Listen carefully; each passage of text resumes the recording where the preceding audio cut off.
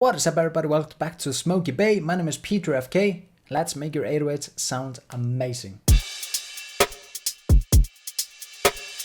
Right, so here I have a random 808 sample that I pulled up. I do not know what key this is in, so let's find that out. The first thing you should do when you pull up an 808 is right click and press cut itself.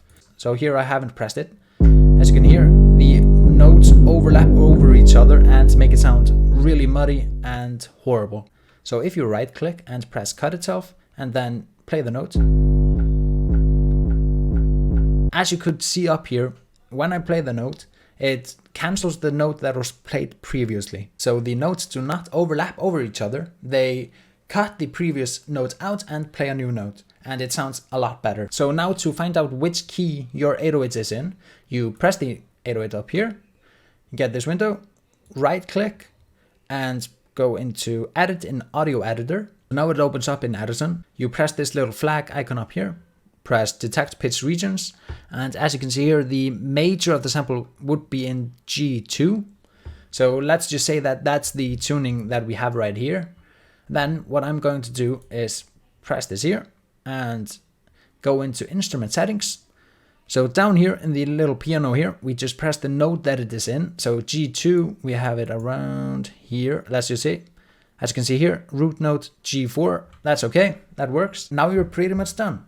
What this does is that when you put a note in the piano roll, like let's say here, it automatically tunes your 808 sample so that it is a C note. And so now you're pretty much ready. Now sometimes this does not work perfectly. If it doesn't and you think your 808 is still off, you can route your 808 into your mixer. In your mixer you pull up a tuning VST. So for me I use GTune. I highly recommend this tuner. It is free and I will leave a link to this VST in the description down below. So what you can do now is, so as you can see here in the tuner I have a C note. And that works great. As you can see here, I'm playing a C note and it hits a C note.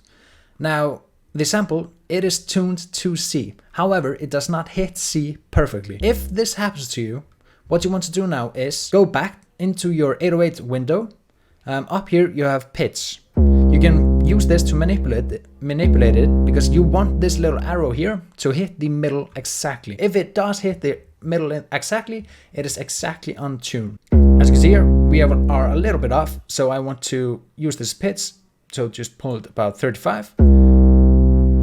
I went a little bit over, so pull back a little bit, and as you can see here, so you can also see the number here. If you're a little bit off does not matter too much. However, if you want to have it perfectly, you just have to mess with the pitch wheel here. And as you can see here, I hit about -1, 0, +1, and that is pretty much as perfect as this sample will get. And one last tip, if you're playing your 808 and you want your 808 to stop when you want it to stop, either in the piano roll or when you're playing it, as it is right now, I press the button, it plays the whole sample.